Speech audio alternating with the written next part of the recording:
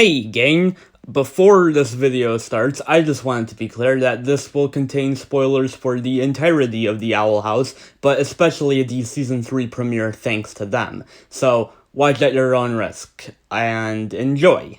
Thank you. Hello everybody, this is Kirby over yonder, and the first of 3 Owl House Season 3 specials premiered, and I want to talk about it. And man, what a premiere this was. Thanks to them, absolutely rules. We get a great balance of fun human realm shenanigans, awesome character moments, particularly for Luz and Hunter, all while consistently moving the story forward. Obviously, in an ideal world, we would have gotten a multi-episode arc with the characters in the human realm, like with Amphibia, but for what the crew was given, this was great, and I'm really excited to see how they handled the next 2 specials. There's a lot I have to say about this episode, so in order to keep things coherent, I think I'm gonna go character by character, starting with the ones that I don't have as much to say about and building up to the characters with bigger arcs in the episode. Starting with Willow, she doesn't really get a ton to do here. She gets some cute shipping moments with Hunter, and I really like this moment acknowledging how much her friendship with Amity has grown over the course of the show, but otherwise, that's pretty much it. Likewise, Gus also doesn't get a ton to do here, but I did enjoy his sort of brotherly bond with Hunter as well as their enjoyment of the Cosmic Frontiers books. It's pretty heavily implied that Gus knows that Hunter's a Grimwalker, which makes sense given he basically got the Hollow Mind speedrun back in King's Tide. Next up we have V, who I have a little more to say about. First off, I love their human design. They are just absolutely adorable. I'm also interested in seeing them develop a potential relationship with Masha. They'd be really cute together. I mean, we probably don't have enough time for that in the main show, but maybe in some sort of spin-off material? I don't know, I'm sure that's wishful thinking. I also thought it was a very interesting decision to leave them in the human realm at the end of the episode. It's possible that they just did this because they didn't have any ideas for what V could do back in the Boiling Isles, but I also wonder if they have any sort of plans for V. I've seen people point out that Luz left her talisman egg in the human realm, and while this may have just been a continuity error that will be corrected in the next episode, I also wonder if it was done intentionally. Maybe V ends up taking care of this egg and they bring it back to the demon realm once attached. Amity gets some solid stuff here as well. There are some absolutely adorable moments between her and Luz. I also like seeing Amity acknowledge the guilty feelings Luz has. After all the ways in which Luz helped Amity grow in the demon realm, it's great to see Amity return to favor in the human realm. I love just how instantly forgiving Amity is of Luz inadvertently helping Belos. I mean, a part of me does feel like Amity should have been a little more upset that Luz is still keeping secrets from her. But at the same time, I'm really glad they didn't drag this conflict out or have the characters melodramatically split up or anything. Instead of seeing the characters argue about it, they just talk it out, which is great. And the more I think about it, it kinda makes sense that Amity wouldn't be that upset at Luz. She already knows how guilty Luz is feeling and probably doesn't want to add to that guilt. So yeah, her forgiving Luz almost immediately is perfectly fine. Next up we've got Camila, who, thanks to this episode, I'm now fully convinced is the most badass character in this show. I mean, the fact that she's basically raising 6 kids now in this economy is just insane. That scene where she saves Hunter from drowning is just awesome. I also loved her deciding to go back to the demon realm with the kids. I wonder what sort of role she's gonna have in the next 2 episodes. Maybe Luz is gonna teach her glyph magic? I don't know. The fact that she was so immediately accepting of Luz coming out was just so wholesome. Similar to with Amity, I like that Camila was just so instantly forgiving of Luz staying in the demon realm. She understands that Luz is going through a lot right now, and I like that there's no forced conflict between the two. But I think what I love most about Camila in this episode is the way in which it completely recontextualizes her character motivations.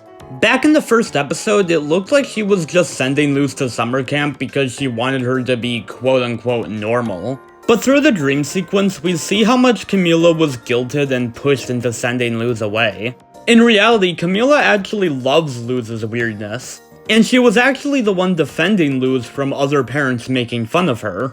I saw a lot of people call Camila abusive when yesterday's live first came out, but that couldn't be further from the truth. Yes, her trying to send Luz to summer camp was a mistake. But calling Camila abusive is such a huge stretch when she clearly loves her daughter more than anything else in the world. I really love what they did with Hunter in this episode. It's great to see him actually be around people who love and care about him. To see him just be happy for who he is, it's so wholesome.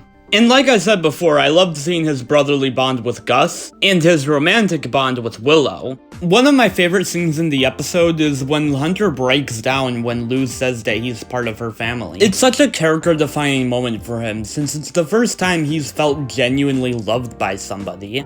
And that contrast is made even more clear by reintroducing Belos to the story. Him possessing Hunter is great symbolism for how he's used and manipulated Hunter and other Grimwalkers in the past. And man, I love it whenever the animation in the show gets exponentially better. I also thought it was a good idea just bringing Belos back in general. Don't get me wrong, the Collector works great as a surprise out-of-nowhere villain, and I'm really excited to see what they do with him. But at the same time, the show spent so long building Belos up as the big bad of the series, that getting rid of him entirely probably wouldn't have been the best idea. I really hope Hunter is the one who defeats Belos, as I feel it would complete his character arc. And man, Flapjack's sacrifice, such a powerful scene. I also predicted it on Discord, by the way. Man, I have a real knack for predicting the show, don't I? But easily the highlight of this episode is Luz herself. Specifically, I love the focus put on Luz's mental health in this episode. After everything she went through in Season 2, it makes sense that Luz built up a ton of trauma. It actually sort of reminds me of what Steven Universe Future was doing with Steven. But I actually think it works better here, since we see every single moment leading up to Luz's big character shift. Compared to Steven Universe, where we go from happy-go-lucky Steven in the original show to angsty Steven in Future. We get why he ended up like this, but because it's such a drastic shift from his previous characterization, it feels a little jarring. And mind you, this is coming from someone who likes Steven Universe Future. I just think the Owl House handled this better. That scene she has in class where she talks about how the world would be better if she didn't exist is honestly pretty heavy. It's clear that she's been struggling with some suicidal thoughts ever since learning that she inadvertently helped Belos. For her entire life, Luz was seen as a social outcast. She's not stupid, mind you, she just doesn't learn the same way other kids do. But she was made to feel stupid because the American education system is complete garbage. So getting to the Boiling Isles, a place in which she could actually excel, and then making a huge mistake, must have really took a toll on her. It's definitely weird seeing Luz not be the optimistic one in the group, but given everything she's been through, this characterization for her makes total sense. Feels like such a natural progression for her character, and I'd honestly be down for a full Steven Universe Future-esque miniseries focused on Luz's mental health. Though it's not like that's likely to happen anytime soon. Before we wrap things up, I just want to give out a few predictions for the last two episodes. Similar to this episode, I think the next episode is going to start right where King's Tide left off, but instead of following the kids, we're going to see what happened in the Boiling Isles after they left.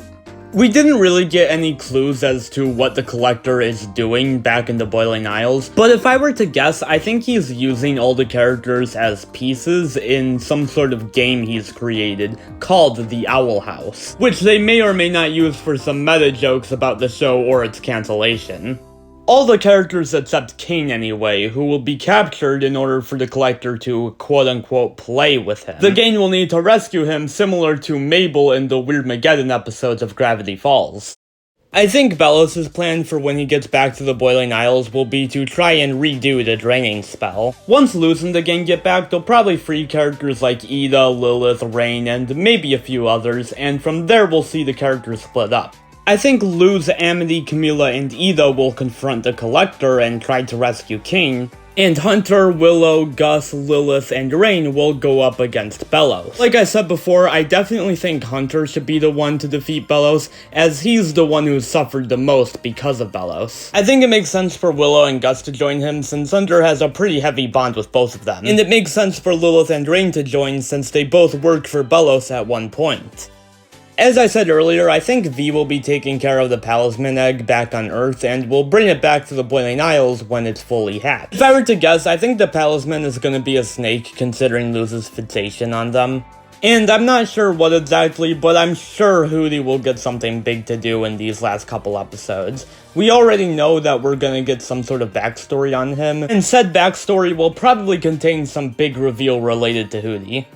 But that's about all I got. Please let me know what your thoughts on Thanks to Them are, as well as your predictions for the upcoming specials. I definitely plan on covering the other 2 Owl House Season 3 specials once they release, and might even do a couple other Owl House related videos in between. So please stay tuned for those, and Kirby out.